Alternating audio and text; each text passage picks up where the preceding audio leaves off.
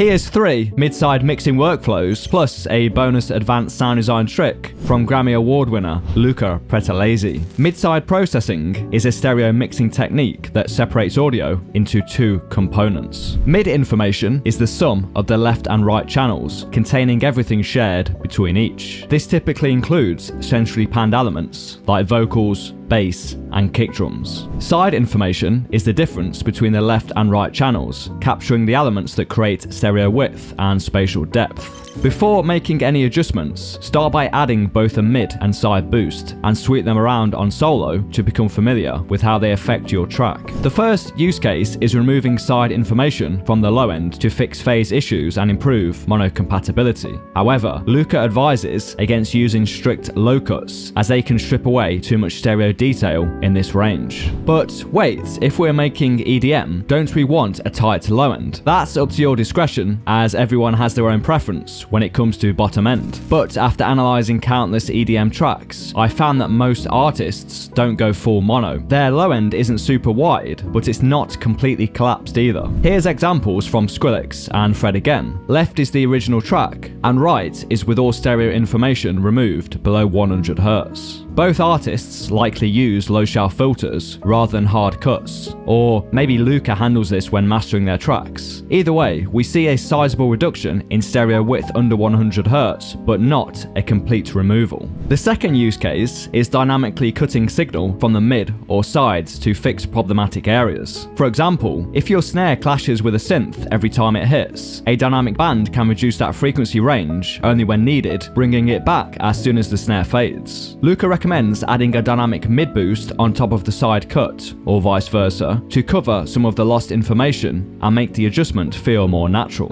Even with standard EQ cuts in the stereo field, Luca suggests placing small boosts around the edges of the cut to help retain energy and avoid making the mix sound hollow. The third use case combines both of the previous techniques. Try adding a high shelf above 12 kHz to address any potential phase issues, or simply to bring more clarity to the top end. Much like with the bass, Luca recommends a high shelf instead of a hard cut, followed by a mid boost to retain energy and prevent the mix from feeling thin. Once you've dialed in your adjustments, the final step is to use the percentage option in Pro Q to scale your gain adjustments and find the sweet spot. I often tweak this over the course of a few days, as my ears and preferences for the mix are never static. I've noticed that my ears also tend to be much more sensitive in the mornings, so mixing at different times of the day might lead to different decisions. An advanced tip from Luca is to automate this parameter throughout your track. For example, you could dial it down leading into the drop to create tension, then bring it back to 100% on the chorus for maximum contrast and impact.